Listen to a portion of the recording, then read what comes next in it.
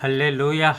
ప్రభునందు ప్రియమైన దేవుని సంగమా, మీ అందరికీ మరొకసారి మిమ్మల్ని కలుసుకోవటానికి దేవుడిచ్చిన ఈ అవకాశాన్ని బట్టి కృతజ్ఞతాస్తుతులు తెలియజేస్తూ, ఈరోజు మన వాక్య భాగము క్షణములో తొలగిపోయేవి ఏంటి, ఎల్లప్పుడూ నిలిచి ఉండేవి ఏంటి అనేవి నేను చెబుతాను.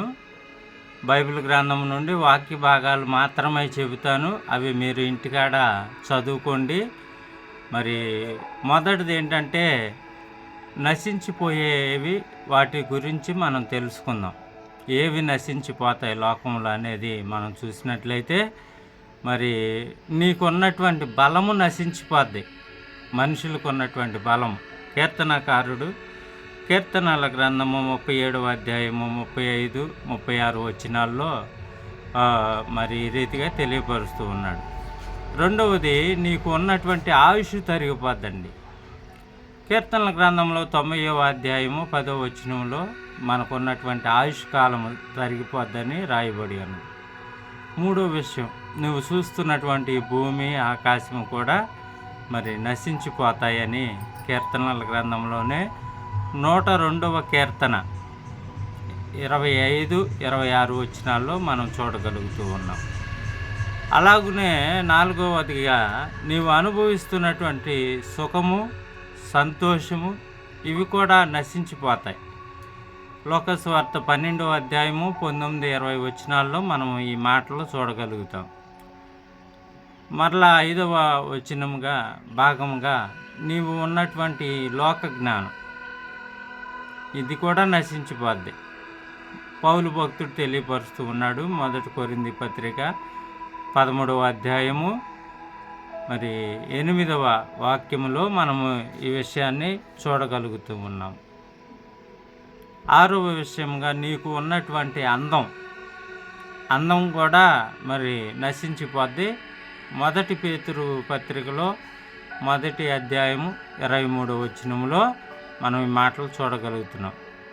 నీకున్న బలము నశించిపోద్ది, నీకున్న ఆయుష్ నశించిపోద్ది, నువ్వు చూస్తున్న భూమి ఆకాశం నశించిపోద్ది, నీవు అనుభవిస్తున్నటువంటి సుఖము, సంతోషం నశించిపోద్ది, నీకు ఉన్న ఈ లోక జ్ఞానము నశించిపోద్ది, నీకు ఉన్న అందమంతా నశించిపోద్ది.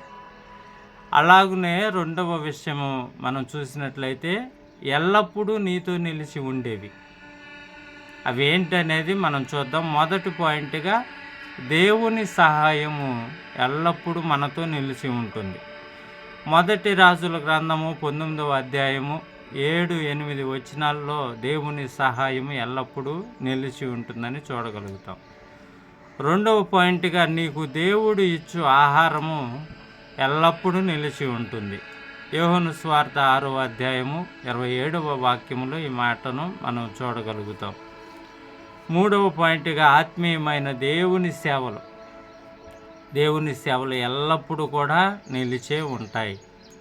పౌలు భక్తుడు చెబుతాడు. 1 కొరింథీ పత్రిక 3వ అధ్యాయం 14వ వచనంలో ఈ మాటలు రాస్తున్నాడు. దేవుని వాక్యము ఎల్లప్పుడూ కూడా, దేవుని ఆత్మీయ పరిస్థితులు నిలిచే ఉంటాయి అని. మరి అలాగే 4వ పాయింట్గా, మానవునికి ఇచ్చినటువంటి విశ్వాసము, మానవునికి ఇచ్చిన నిరీక్షణ, మానవునికి ఇచ్చినటువంటి ప్రేమ, ఈ మూడు కూడా ఎల్లప్పుడూ నిలిచే ఉంటాయని పౌలు గారు 1 కొరింథీ పత్రిక 13వ అధ్యాయము 13వ వాక్యంలో ఈ యొక్క లేఖనాన్ని రాసి ఉంచారు. అలాగే దేవుని బిడ్డలారా, 5వ పాయింట్గా, దేవుడు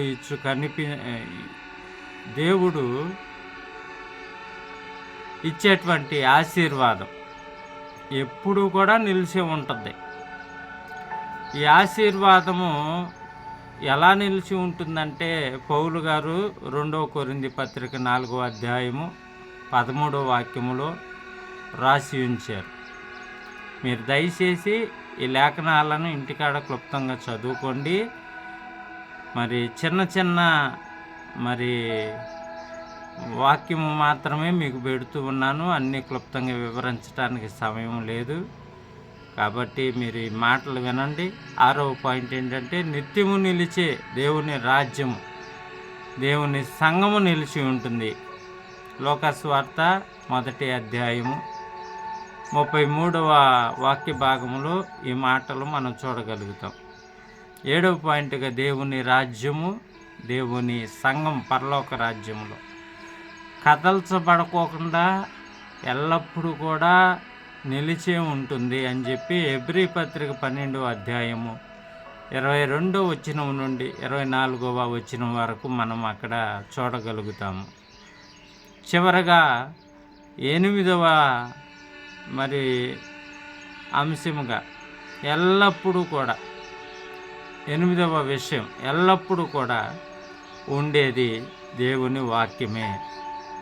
భూమి ఆకాశములు గతించిపోతాయి, మనుషుల్లో బలము గతించిపోద్ది, మనుషుల్లో ఆయుష్ గతించిపోతాయి, మనుషుల్లో ఉన్నటువంటి సుఖము సంతోషము గతించిపోద్ది, మనుషుల్లో ఉన్నటువంటి జ్ఞానము గతించిపోద్ది, మనుషుల్లో ఉన్న అందము కూడా గతించిపోద్ది.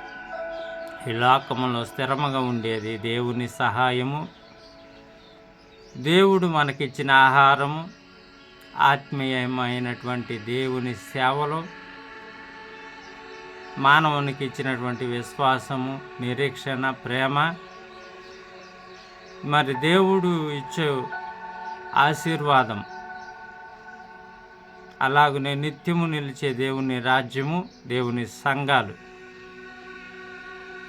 కదలబడకుండా పరలోక రాజ్యంలో ఉండేటువంటి దేవుని సంఘము, ఎల్లప్పుడూ దేవుడితో మనతో ఉండే దేవుని వాక్యము ఎల్లప్పుడూ నీతో నిలిచి ఉంటుంది. కాబట్టి దేవుని బిడ్డలారా, నశించిపోయేవి, క్షణములో తొలగిపోయే వాటి కొరకు మనము ప్రయాసపడద్దు. ఎల్లప్పుడూ నిలిచి ఉండే దేవుని సహాయం కొరకు మనము ఆశపడుతూ ప్రయాసపడుతూ దేవుని కొరకు కనిపెడదాం. మీరు, మీ కుటుంబము, మీ బిడ్డలు, లోకంలో ఉన్న ప్రజలందరూ క్షేమంగా ఉండాలని ప్రార్థిస్తూ మీ సేవలో దేవుని దాసులు యేసురాజు గారు.